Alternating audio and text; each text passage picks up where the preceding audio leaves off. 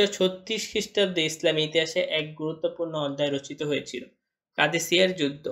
এই যুদ্ধে রাশিদুন খিলাফতের সেনাবাহিনী সাসানীয় পারস্য সাম্রাজ্যের বিরুদ্ধে লড়াই করে। মুসলিম বাহিনীর নেতৃত্বে ছিলেন হযরত মুহাম্মদ সাল্লাল্লাহু আলাইহি ওয়াসাল্লামের ঘনিষ্ঠ সাহাবী সাদ ইবনে আবি ওয়াক্কাস রাদিয়াল্লাহু আনহু, আর পারস্য বাহিনীর সেনাপতি ছিলেন রুস্তম ফাররুখজাদ। ইসলামের প্রচার ও বিস্তার সাথে সাথে মুসলিমরা পারস্যের দিকে অগ্রসর হতে থাকে। পারস্য সাম্রাজ্য তখন বাইজেন্টাইন সাম্রাজ্যের সাথে মিত্রতা স্থাপন করে মুসলিমদের অগ্রযাত্রা রোধ করার জন্য। কাদেসিয়ার যুদ্ধ এই সংঘর্ষেরই ফলাফল, যা পারস্যর কাদেসিয়া নামক স্থানে সংঘটিত হয়। যুদ্ধের আগে উভয় পক্ষই ব্যাপক প্রস্তুতি গ্রহণ করে। পারস্য বাহিনী তাদের বিশাল সেনাবাহিনী ও হাতি নিয়ে ময়দানে আসে, যা তাদের শক্তির প্রতীক ছিল। অন্যদিকে মুসলিম বাহিনী তাদের ঈমান ও দৃঢ় সংকল্প নিয়ে প্রস্তুত হয়। সেনাপতি সাদ ইবনে আবি ওয়াক্কাস রাদিয়াল্লাহু আনহু অসুস্থ থাকায় তিনি পেছন থেকে যুদ্ধ পরিচালনা করেন, আর ময়দানে তার স্থলাভিষিক্ত হন খালিদ বিন উরফুতা।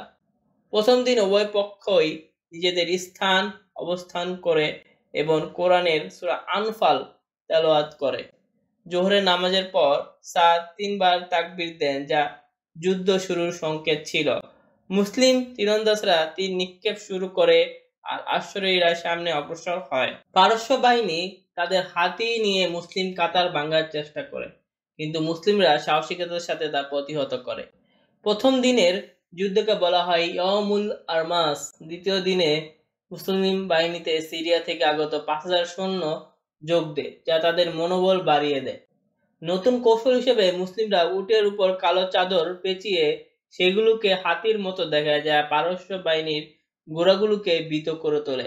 তীরন্দাজদের মোকাবেলা করতে মুসলিমরা বিশেষ দল গঠন করে, যারা পারস্য তীরন্দাজদের পরাজিত করে।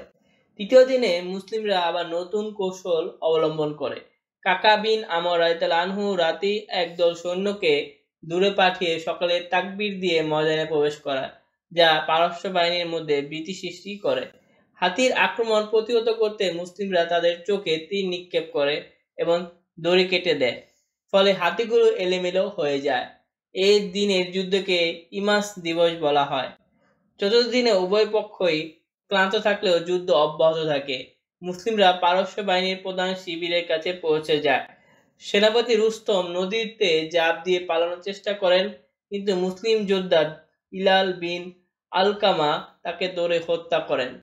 রুস্তমের মৃত্যুতে পারস্য বাহিনী ভেঙে পড়ে এবং পরাজিত হয়। কাদেসিয়ার যুদ্ধে মুসলিমরা বিজয়ী হয়, যা পারস্য সাম্রাজ্যের পতনের পথ প্রশস্ত করে। এই বিজয়ের মাধ্যমে মুসলিমরা পারস্যের বিস্তীর্ণ অঞ্চল অধিকার করে এবং ইসলামের প্রচার ও প্রসার আরো বেগবান হয়। কাদেসিয়ার যুদ্ধ ইসলামী ইতিহাসে একটি মাইলফলক, যা মুসলিমদের সাহস, দৃঢ়তা ও আল্লাহর উপর অবিচল বিশ্বাসের প্রতিফলন।